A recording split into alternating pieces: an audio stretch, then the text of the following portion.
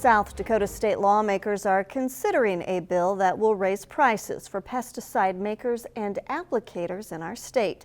The South Dakota Department of Agriculture's Ag Services Director Taya Runyan explained the status of 3 funds and the long-term funding needs moving into the future.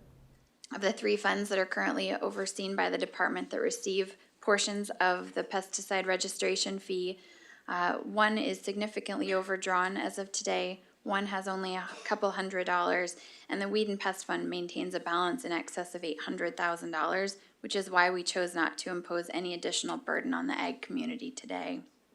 One section of the bill allows a government license holder to also use that same license for private application work. We would be repealing the commercial license fee exemption for government employees who apply pesticides in the course of their government position. But it also removed the need for any applicators who apply those pesticides to obtain that separate license. So that was really the motivation there. The repeal of the exemption not only removes that requirement for a license, it also removes the requirement that the governmental entity would be required to pay for any license. Any government employee who would hold a license would have a full commercial license. They would be able to have that value, it would be theirs, and they would be able to do other work with it outside of their government work as well. Just like in the private sector, whether it's the applicator or the government entity or their employer, it's really up to them who would decide to bear the burden of that cost. So there is no cost under our proposal to the government entity unless they chose to incur that cost.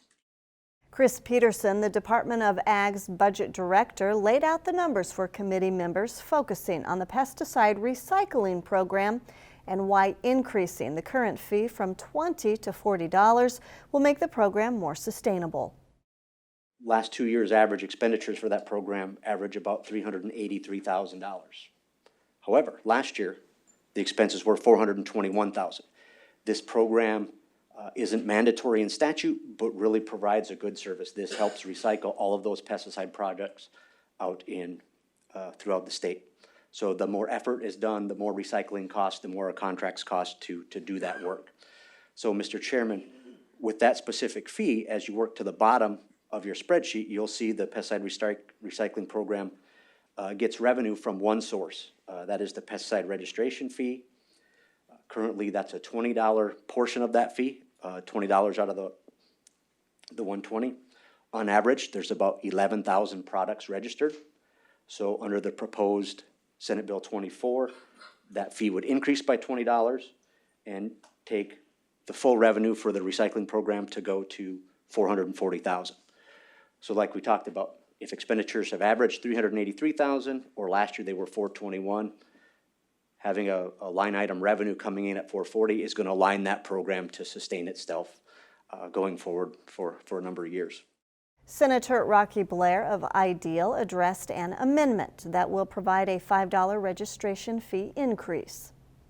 Basically, we're looking at a $5 shift in the registration fee, which is, we found out, not a burden on the registration fee. For the registered products, we're still well in line. We need to keep this a viable program. And what I heard and what I agree is private applicators, we want to encourage them to be trained. We want to encourage them to be certified. And by not attaching this fee there, this would offset the cost, and hopefully this would be a sustainable program as was brought forward before, so they won't come back asking for fees. I was worried about the private applicator fees, when we're putting flexibility within the program that could go up to $25. I think this is helping. It doesn't assure, in my business, we don't ever say the word guarantee that won't ever happen, but it gives flexibility there in case that is needed, should not be needed, and I'm assured of that for the foreseeable future to add those fees onto our private applicators.